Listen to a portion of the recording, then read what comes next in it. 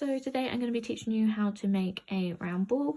This one kind of fits nicely in the palm of my hand. If you want to make it bigger or smaller, you can just change the number of increases and decreases to suit, and I'll leave instructions in the description on how to do that. But if you want to make one this size, follow the video exactly how I do it.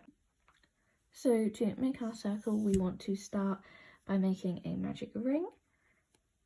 We loop the yarn over our fingers, pull through and chain one. If you don't know how to make a magic ring, there are a few other videos on YouTube you can look at which will tell you in more depth how to do it. So after we've made our magic ring, we want to make 8 single crochets into this magic ring. 1,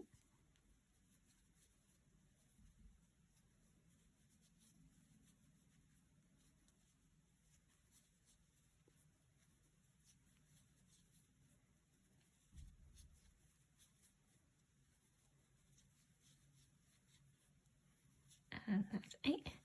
And now we want to pull the magic ring nice and tight, so just pull the end of the yarn and then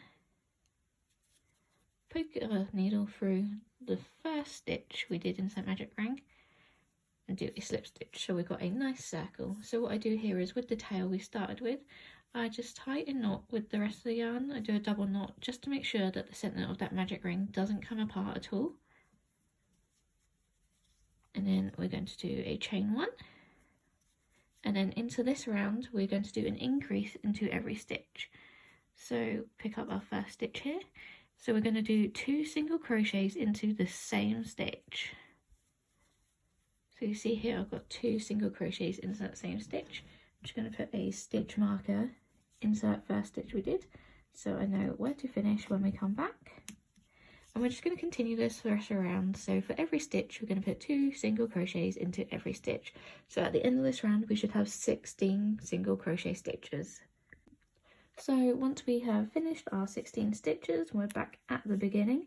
Just want to take the stitch marker out, and like we did the first round, we are just going to do a slip stitch and a chain 1 in that first stitch of that round. So now on to round 3. We're going to do a single crochet in that first stitch. Put your stitch marker in so you remember where you are. And then in the second stitch, we're going to do an increase. So here, we're just going to put 2 single crochets into that same stitch. And then we're going to repeat what we've just done across the rest of the round. So we're going to do a single crochet in the next stitch, and then after that we're going to do an increase, single crochet, increase. We're going to continue it all the way around. We should get to 24 stitches by the end of this round. So once we have finished our 16 stitches, we're back at the beginning.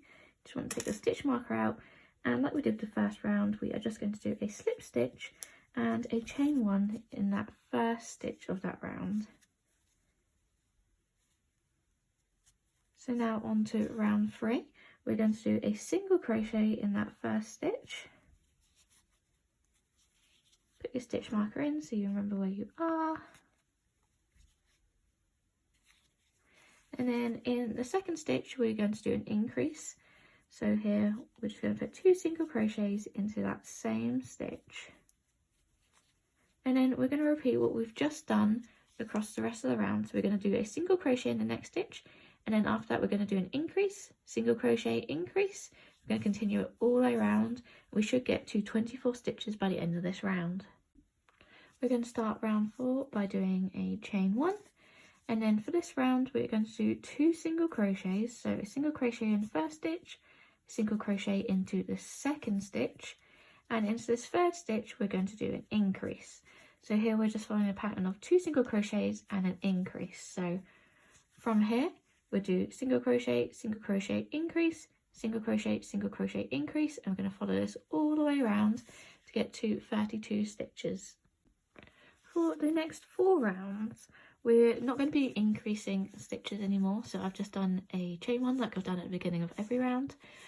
So we're just going to be doing a single crochet in every single stitch all the way around. We're not doing any increases, and we're going to do this for 4 rounds. So for the next 4 rounds, in every single stitch we're just going to do 1 single crochet, and at the end of each round we're just going to do that same slip stitch and chain 1 that we've been doing all the way so far. So for the next 4 rounds, just a single crochet in every stitch, and I'll meet you at the end. Now we have finished our 4 rows of single crochet. You can see it has started to curl up and it's looking more like a ball. So now to get the same effect at the bottom, at the top, we need to start decreasing our stitches. So from here we just want to do a chain 1 to start the round, and then because we finished on 2 single crochets and an increase, we're going to want to do 2 single crochets and then a decrease here. So we're going to do 1 single crochet in the first stitch, another single crochet in that second stitch, and then on this 3rd and 4th stitch what we're going to do is put our hook in the front of the stitch only, and then we're going to pull through to do that invisible decrease. We're going to continue this all the way around, so single crochet, decrease all the way around until we get to the end of this round. That'll bring us to 24 stitches. Now you can see the ball has started to curl around at the top after that round. So now we're going to do a single crochet, a chain 1, excuse me, and then we're going to do a single crochet into the first stitch, followed by a decrease. So we're going to do the same thing again, hook through just the front part of the stitch, pull through, and that's our invisible decrease. So we're going to continue this. So we're going to do a single crochet in this next stitch, and then an invisible decrease in this next stitch. We're going to do this all the way around. Now we're just going to take the opportunity, whilst we still have an opening in the top, just to stuff our circles. So just take some polyfill, and you can stuff it to however tight you like. If you like it softer, you put less polyfill in. If you like it nice and firm like me, just put a bit more in. I'm going to put that all the way in. And then for our final round, we're just going to do all decreases. So once you've finished this round, so just do your chain 1 to start. Once you reach the end of this round, there is still going to be a slight hole at the top, but we're going to close that with a needle in a minute, so don't worry about that. So this is going to be fiddly now you've got the polyfill in, but again we just want to pick up the front of this stitch, the front of the next stitch, pull through, and invisible decrease. I'm going to do this all the way around this round. So at the end of this round you can see there's that slight hole that I was talking about. We're not going to worry about that. Just cut yourself a tail. I like to do about a 30cm length. You don't really need it that long, but I like it longer just in case. So we're going to take our hook out and just pull the end of that yarn through. So taking your tapestry needle, we want to first thread our yarn through this needle. And then what we're going to do is just pick up all the stitches. So this would be our first stitch in the next round. So we're just going to thread our yarn through here and pull it tight. We're just going to keep doing this all around to put the needle into the next stitch and pull it tight. And as you can see, it's already starting to close the hole for us. So just keep doing that. Sometimes as it gets smaller, I will just skip a stitch like here. You don't really need that one. So I'm just going to put it in the one after that. And that just kind of closes the hole a bit nicer rather than making it bunch up at the top. But obviously you don't have to do that. You can just keep doing it one in every stitch. So I just keep continuing doing this round until there is no hole left. So as you can see here, I haven't really got a hole left. So what I do is I then just put it through the other side and pull through. And then once we're done here, you can see we now have a nice ball. So to secure this tail, you just want to put the needle through and then pull through the other side of your ball, just in a random place. I try not to do it too hard if it pulls the circle and it makes it more like an oval. So there we go, I'll put it through so it's secure, and then we can cut our tail. Hopefully your scissors are not as blunt as mine. And then there we have it, we have a nice round ball